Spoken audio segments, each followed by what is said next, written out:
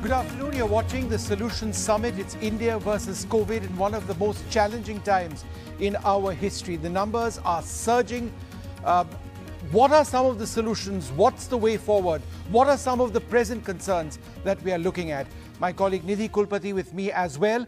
But we are very privileged to be joined by the Senior Cabinet Minister in the Maharashtra government, Aaditya Thackeray, at this stage. Aditya, we were for weeks focusing on the situation in Maharashtra. The numbers were surging over there. Of late, it appears to be somewhat better. And now, of course, in Delhi, we have this terrible crisis. But the news last night of reports that the police have seized almost 5 crore worth of remdesivir vials. How did this happen at all, that these vials, this essential medication, was being stolen, allegedly? So let me not go deeper into that controversy because it's rollballed into a political controversy full of allegations with the leader of opposition jumping into it.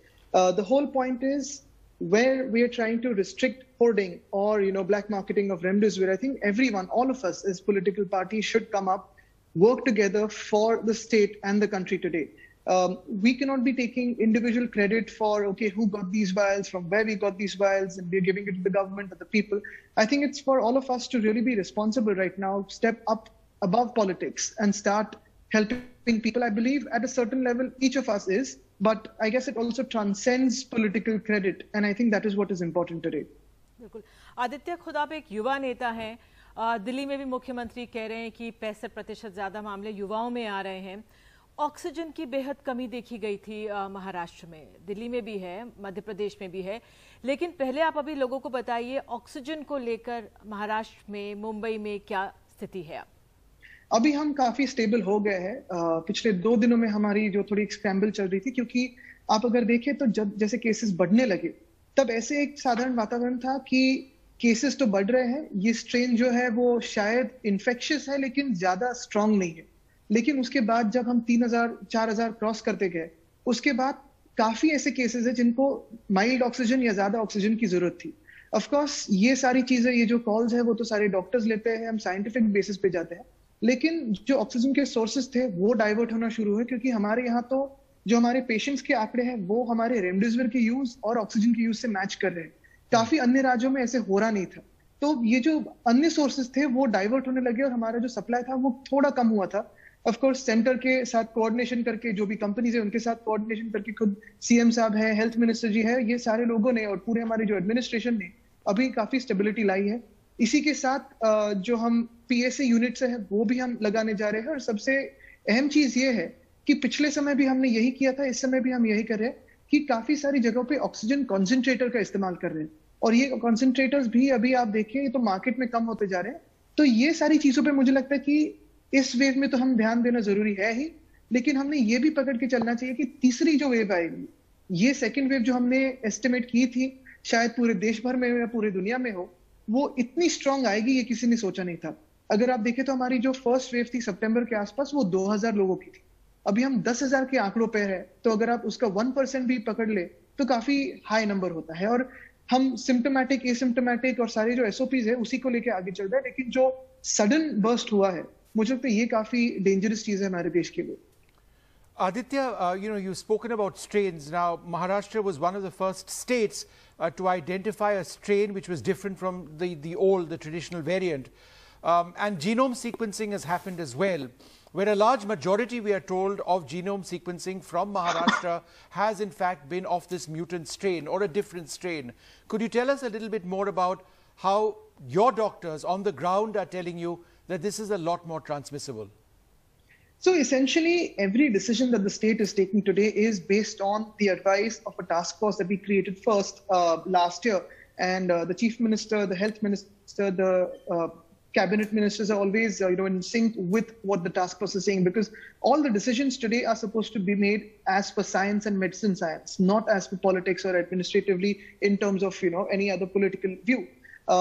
If you go by the genomic sequencing or even the test, when we started off, we had only 2 labs in our state. Today, we have about 523 labs, and we are obviously using a high amount of RT-PCR.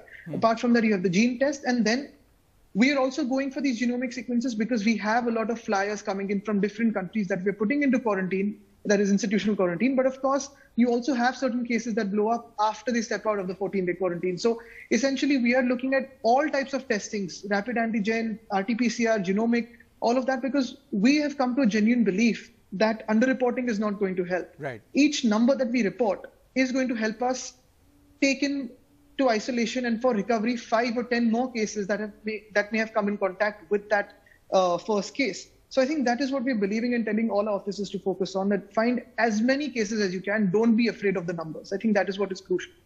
Aditya, एक अहम बात आप कह रहे हैं कि numbers को सामने रखना है।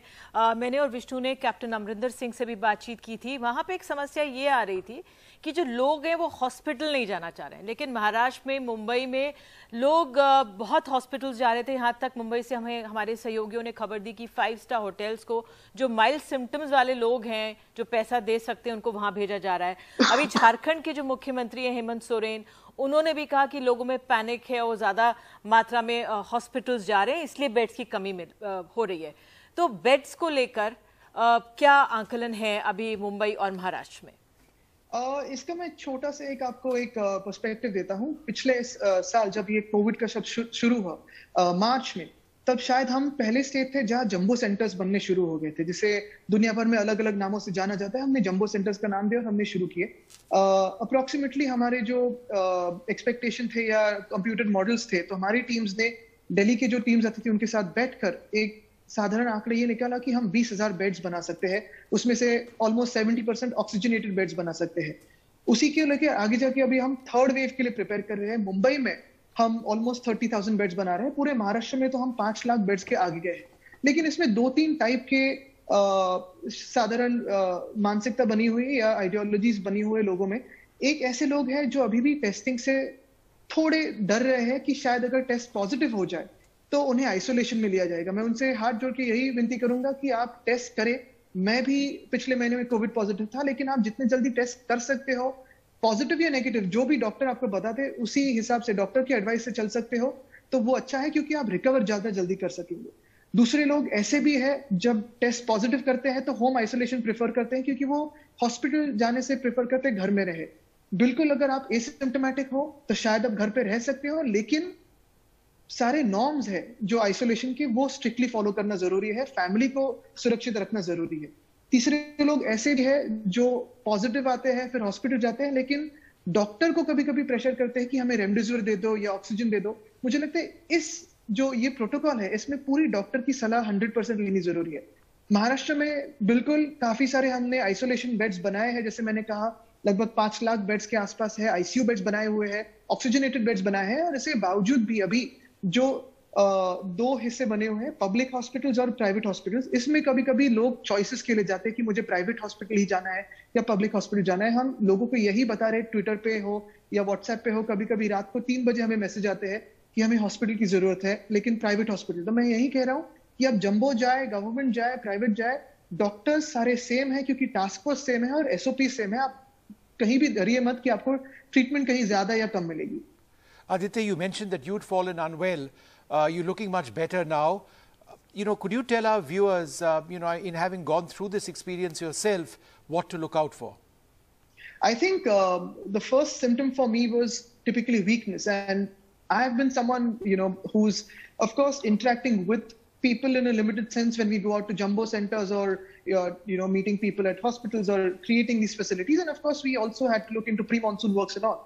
Thankfully, I don't think I've caught an infection in that, but somewhere where I got the infection, I felt extreme sense of weakness and little sense of, throat irritation. And the next day when I got fever, I think that was the first time I, of course, isolated myself first. And then, I called for a test. And when I got tested, of course, I had to isolate. So that was the first thing. And then I followed everything that the doctor had to tell me in terms of the medicines, in terms of the vitamins. And there was no cross advice from me to the doctor, even though we've been in this, for a year, and all of us have almost become doctors in a sense, knowing so much about vaccines and medicines.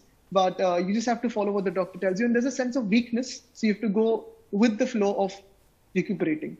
Aditya, आपने अपनी उसका जिक्र किया और आपने weakness की बात कही। मैंने पहले भी जिक्र किया, दिल्ली के भी मुख्यमंत्री कह रहे हैं 65% युवा हैं जो संक्रमित हो रहे हैं। ऐसा वर्ग है हमारे समाज में युवाओं का जिनमें डर नहीं है अभी भी, क्योंकि उनका या उनके आसपास परिवार वालों को नहीं हुआ है संक्रमण। आप युवा वर्ग को क्या कहना चाहेंगे कि इससे डरना है, क्योंकि आप जानते हैं तमाम सरकारी चालान करना पड़ रहा है, mini curfew, weekend curfew, lockdown तक उस तरह से चीज़ें कदम उठाने पड़ रहे हैं, तो हमारे युवाओं को एक संदेश जाना बेहद ज़रूरी है। आप क्या उनसे कह सकते हैं कि किस तरह से अपनी हिफाजत करें और अपने परिवार की भी हिफाजत होगी उससे? इसमें तो 2-3 चीजें काफी अहम है। एक तो बिल्कुल पैनिक ना करें। बिल्कुल अभी स्थिति जो है हम एक एज पे है जहां हम हमारे जो बेड्स है, हमारे जो हॉस्पिटल फैसिलिटीज है, मेडिकल फैसिलिटीज है, वो एक एज पे है। और ये पैंडेमिक है, ये दुनिया भर में है। ये ऐसे तो ना होगा कभी कि 2 लाख केसेस के लिए कभी भी किसी देश में 2 लाख आईसीयू बेड्स बने हुए हैं, अभी तक तो नहीं, क्योंकि ये पैंडेमिक 100 साल में हम पहली बार एक्सपीरियंस कर रहे हैं। लेकिन इसमें जैसे ही मैं कह रहा हूं कि पैनिक ना हो, लेकिन जो आपने कहा वो बिल्कुल सही है कि काफी लोगों में ये डर निकल गया है कि अरे ये कोविड क्या है। काफी लोगों को तो हमने देखा है एसिम्प्टोमेटिक है, टेस्ट किया तो पॉजिटिव है, लेकिन 4 दिन 5 दिन में इसमें से निकल आए हैं। लेकिन जो भी आपसे कहेगा कि ये सिर्फ सर्दी खांसी जुकाम है, उससे प्लीज बात करना बंद कर दीजिए, क्योंकि this is not just cold and fever. The implications, the repercussions I've seen in the last 1 year, जो भी मैंने केसेस देखे हैं, मैं ये भी देख रहा हूँ कि कोई 20 साल का हो, 25 साल का हो, गुजर जा रहा है क्योंकि उसने टेस्ट नहीं की है, कॉम्प्लिकेशंस बढ़ते गए और फिर खुद तो बेचारे गुजर गए लेकिन फैमिली को भी संक्रमित कर गए। तो ये सारी चीजें, और हमारे आसपास जो हमारे अभी तो ऐसे नहीं रहा है कि सिर्फ एल्डरली आर गेटिंग अफेक्टेड, जैसे आपने कहा युवा भी कॉम्प्लिकेशंस फेस कर रहे हैं। तो ये बहुत कॉम्प्लिकेटेड डिजीज बन चुकी है, इसका जो म्यूटेशन है वो काफी कॉम्प्लिकेटेड है और हमारे समझ के बाहर है। डॉक्टर्स और साइंटिस्ट इनको समझ रहे हैं। तो जो भी आपको लगे, थोड़ी सी भी सर्दी खांसी जुकाम हो या कुछ आपको लगे कि सिम्टम्स है, तो प्लीज टेस्ट करिए, इसको लाइटली ना ले, क्योंकि काफी अभी भी ऐसे लोग हैं कि अरे ये क्या है, हंस रहे हम पर कि ये क्या कोविड कर रहे हो, चलो बाहर फिर घूमो, मास्क निकालो, मास्क के पीछे क्या घूमते रहे हो। तो ये सारी चीजें मुझे लगता है कि ये फिजूल की बातें हैं। जो साइंटिस्ट है, जो डॉक्टर्स है, उन पे भरोसा करे, एडमिनिस्ट्रेशन पे भरोसा करे और खुद की हिफाजत करे। Aditya, breaking the transmission is obviously the goal of all the steps that you've taken. You've fallen short of calling it a lockdown. You know, there are micro-containment zones, lots of restrictions. Have you broken the chain already at a level where you feel that the numbers will now come down sharply? Or what is, how much longer will it take? In terms of all our data analytics, they're saying another 10 to 15 days. And of course, that's a computed model. It also is largely dependent on human behavior. And one of the crucial things in this is, of course, when we had to break the chain, when we hit about a number of 10,000 and we maintained at that, we thought it essential that we have to protect the people.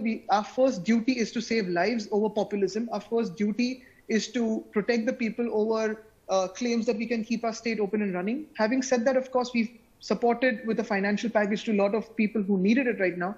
Our essential services, our continuous manufacturing is on. In terms of breaking the chain, of course, the numbers may be lowering, but we're still in the upper 9,000, lower, 9,000s, and we're still playing around that. As long as we don't go below 3,000, which will take us a few days, I think we're still in a phase of, alert. And I think that is very crucial. But we have also started with the next phase discussions, because look, we are looking at the second wave right now, which is extremely virulent, extremely infectious. We've caught a lot of people in that. Almost every building has at least one sense of, one case of COVID. But while we do that, we also have to take into account that this is not probably going to stop here. There will be a third wave, which may be either stronger, which may be as strong, or which may be less strong. But then yesterday, the Chief Minister of Maharashtra has already initiated discussions with doctors and with industrialists on how do we start managing the third wave and at different strengths of it. So how do we keep life going on despite the third wave that we might be facing very soon? So I think we have to look at that. And one of the most important factors, sorry, I'm just going to take 2 seconds more, is vaccination. You've seen that our state has been at the forefront of vaccination. We've vaccinated the highest amount of people. What we're looking at the trends probably in other countries like the United Kingdom or Israel or many countries that have vaccinated more than half of the population, is it may not help us right away, but definitely it will help us in the third wave and going further. बिल्कुल। आदित्य, एक सवाल ये भी मैं आपसे पूछना चाहूंगी। बहुत सारे लोग अन्य राज्यों से आकर मुंबई में काम करते हैं। पिछली बार जब लॉकडाउन हुआ था, एक भारी संख्या में प्रवासी मजदूर वापसी कर रहे थे, लेकिन अब क्या स्थिति है?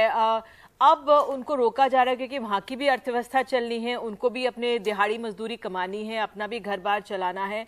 तो वो जो भयावह तस्वीरें हमने पूरे देश भर से देखी थी, मुंबई से देखी थी, और अभी भी खबरें आ रही हैं कि लोग वापसी कर रहे हैं, उस लिहाज से क्या स्थिति?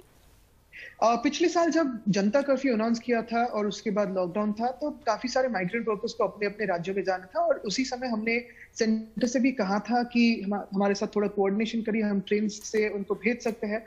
फिर दो अलग थॉट प्रोसेसेस थी, लेकिन हमने सेंटर स्टेट का जो कोऑर्डिनेशन था उसके साथ हमने स्टेट से माइग्रेंट लेबर कैंप्स पूरे राज्य में चलाए थे।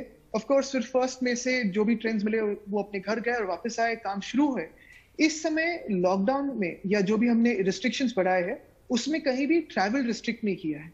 तो जी बिल्कुल, अभी भी काफी ऐसे लोग हैं जो शायद अपने घरेलू राज्य से या अपने कर्मभूमि से जहां उनको लग रहा है थोड़ा पैनिक है या कुछ बंद हो सकता है, नौकरी जा सकती है, मिल सकती है, तो वैसे माइग्रेशन हो रहा है। लेकिन अभी इस वक्त उतना पैनिक नहीं है जितना पिछले समय था। अभी शायद हम सभी लोग ज्यादा सीख चुके हैं, ज्यादा एक्सपीरियंस इस कोविड मैनेजमेंट में और कम्युनिकेशन में हमें सारे लोगों को मिला है, माइग्रेंट लेबर को भी, इंडस्ट्रीज को भी, एडमिनिस्ट्रेशन को भी, सेंटर स्टेट को भी। तो अभी थोड़ी स्थिति ठीक है।